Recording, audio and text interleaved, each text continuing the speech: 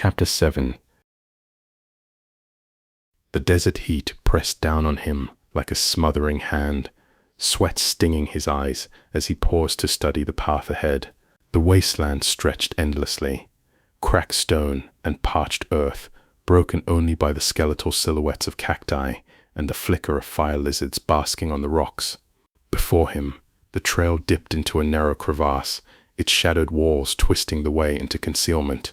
What lay beyond he could not see, only the silence heavy and waiting, like a breath held too long. I'm not sure why you wanted me to take this route, he thought. But the fire lizards aren't exactly chatty. He took a swig from his water skin, wishing a tavern might appear. Another week and I'll be back in Norof, and my beard is in desperate need of washing. Perhaps a pond lies ahead, though I'm not complaining. He picked his way down the rocky path, grateful for the meager shade the walls provided. A faint breeze threaded through the crevasse, just enough to ease the desert's relentless heat. The dull yellow stone, worn smooth by ages, was a welcome change from the endless dunes he had trudged across for days. The path wound in sharp turns before climbing steadily upward, drawing him back toward open sand. As he rounded a jagged outcropping, his steps sure and steady, the silence shattered. A sharp cry split the air, echoing off the stone and stilling him in place. No! Out of the corner of his eye, something blurred toward him. Instinct clenched his muscles, but there was no time to move. At the final heartbeat, it veered off, slamming into the rock wall beside him with a thunderous crack. Stone splintered, and a spray of dust and sharp debris rained down, stinging his skin. Did you hit him? No, I think I pulled it away in time. Hale, are you still alive? Very funny. I wanted company, not to get fragged. Yes, I'm fine, but I could definitely use some ale to settle my nerves. Killin half joked. When the haze cleared, he stood revealed in his full, yellow-coated glory, scuffed, grimy, and unmistakably himself. Thor let out a low chuckle, and the others tried and failed to smother their laughter behind grins and coughs. Iana, less amused, stepped forward with purpose, her eyes fixed squarely on him. May I ask what's so funny? I enjoy a good joke. Killin said. I'm terribly sorry. We didn't expect anyone to be out here. Iana said, producing a small metal mirror and handing it to him. It's understandable. I wasn't expecting to get zapped today. Killin said with a hearty laugh once he caught his reflection, brushing the dust from himself. A bath is definitely in order. By the way, my name is Killin. And who might you be? I am Morad, and the young lady who tried to zap you is Iana. Morad said, nodding toward Thor, who remained wary. And that one there is Thor. Don't worry, he looks vicious, but he's soft at heart. Killin noticed Iana's left hand. You're an unregistered mage? He said. Instantly, the air grew tense. He held up his hands in the air in a peaceful manner. I am a cleric of Firine. Fear not. I give you my word I will tell no one. Killin said. Morad relaxed a bit and smiled. I've heard of your order. They are honorable. Morad said, while Thor remained on edge. I am humbled by your words. Iana looked to Morad. He nodded his head, and she smiled and relaxed. Thor finally followed suit. Now, might you know of a source of water nearby? Killin asked.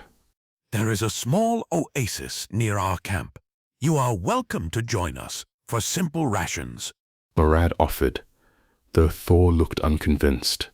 I would welcome the conversation, as I find the lizards have had nothing to say for days now.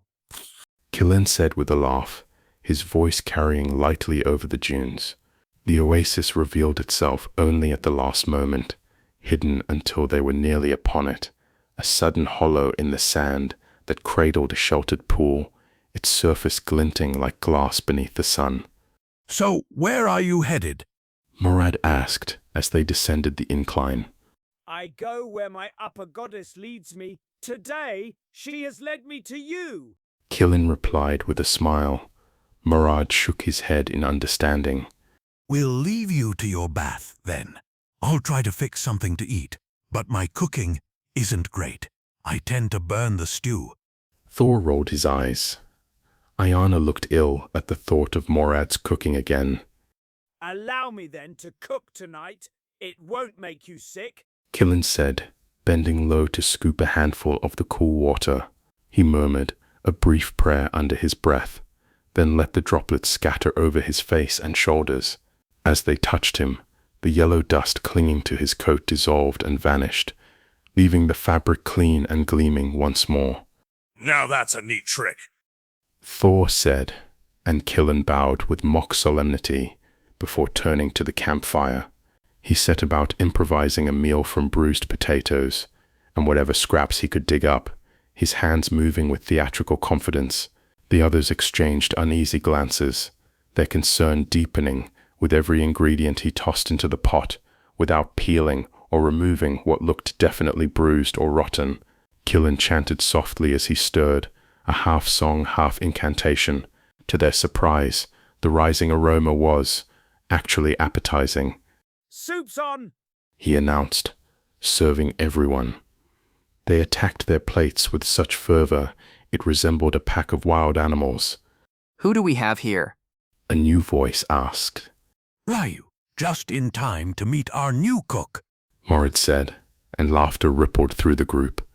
Ryo only shrugged as he climbed down the rest of the dune with steady, unhurried steps. You're an adventuring party, are you not? Where might the rest of your party be? Killen asked. For now, we are it. We are working on expanding our group, Morad said. However, time is running short. Thor grumbled. Mornard gave him a look, but turned back to the priest. Perhaps you care to join us? Morad asked, only half jesting. Tempting, but I cannot wield a weapon. I would be of little use. Kylan replied. Not true. Your skill as a truth-seeker is valuable, and treasure would be divided fairly. Morad countered. Plus, he can cook. Rio said, as he stood to get a second helping. I follow where my upper goddess leads. Killen said, smiling. Then at least stay the night before continuing your journey. Morad said. The pleasure would be mine. Killen replied. As the night wore on, laughter lingered among them, soft and easy, until at last they settled in by the fire. One by one, conversation faded to silence, and the desert night closed around their small circle of warmth. A small stream flowed by a snow-covered bank as Killen wandered, following the water through a heavy fog. Around a bend, he found a small winged lemur lying across the path. I see. You finally arrived, Killen. The lemur said. I wasn't aware I was supposed to be here beforehand. Killen stammered. The problem lies with those blind to the truths before them. The lemur said, chuckling. Hurry. Time even here is not infinite. The landscape shivered and melted away, folding in on itself until Killen stood upon a vast plateau of red stone. The ground pulsed faintly, as though alive with some hidden rhythm, and the horizon wavered like heat rising from desert sands. The lemur dissolved into the air, vanishing without sound, leaving Killen alone in the shifting landscape. He pressed onward, the craggy terrain rough beneath his boots, yet strangely pliant, as if the rock itself yielded to his steps. Looking up, the night sky shimmered with unfamiliar constellations, their patterns both alien and alluring. Looking to the path again, a bugbear sat casually atop a boulder. It tilted its head toward him and called out in a voice far too soft for its hulking frame. The sky is lovely tonight, is it not?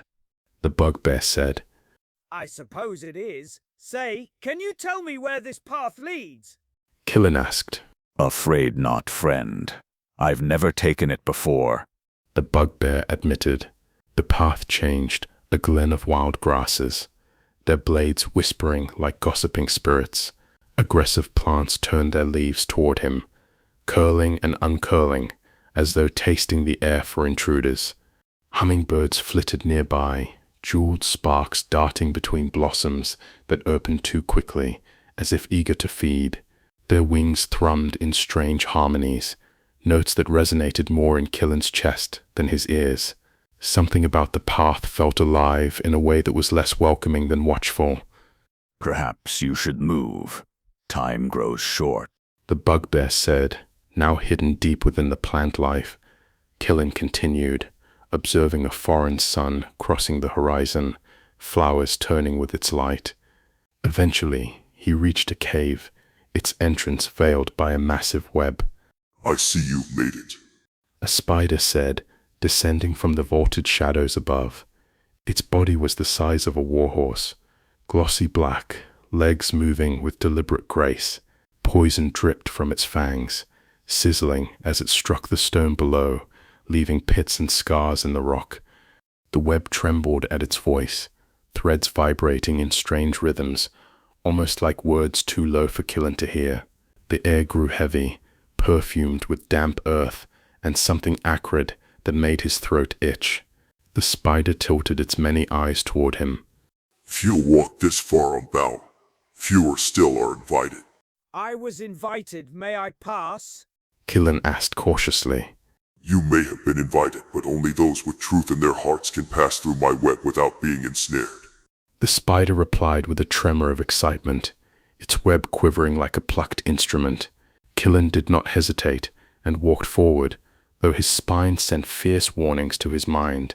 For a moment the web resisted, strands taut as iron, and he feared it would hold him fast. But then the silken threads dissolved into something insubstantial, ethereal strands that shimmered and parted at his touch, no longer impeding his passage. A soft hiss escaped the spider, almost disappointed, before it retreated upward, vanishing into the shadows to wait once more. Killen entered the cave. Blue-tinged lichen lit the walls, revealing rough surfaces and a dirt floor. At the back, stone steps led sharply upwards to a heavy oak door, which opened silently at his touch. Beyond, darkness enveloped him. Then in a sudden flash, he stood adrift in a galaxy of pinpricks of light and swirling colors. A star drifted closer, pausing at eye level. Its glow pulsed gently, like the rhythm of breath. When it spoke, its voice was not sound, but sensation, rolling through him like ocean tides, lapping against a distant shore. Killen, I have summoned you, as I need you. I am honored, but I am just a lowly priest. Would not a stronger priest not be wiser? You have always followed my commands. Why falter now? Do you doubt I know your strength?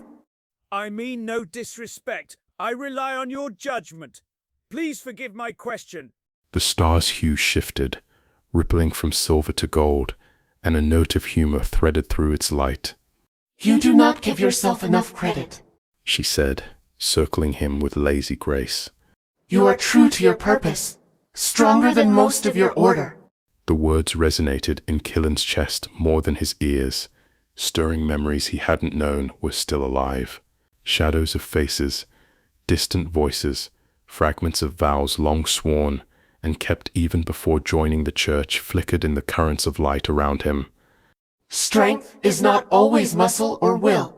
Sometimes it is the refusal to turn aside from the truth of a promise. The galaxy seemed to lean closer, as though listening for his reply. The star pulsed once more, softer now. What would you have me do? The truth you seek will come to you swiftly. For now, follow Moret. A brilliant white light engulfed him, blinding in its purity. When his sight cleared, he was no longer adrift among stars, but lying in the familiar stillness of the oasis camp. The vision had ended. Morad sat at the edge of the firelight, keeping silent watch, his silhouette steady against the desert night. Killen allowed himself a quiet smile, the lingering echo of the dream stirring within him. What, he wondered, did the upper goddess intend for him?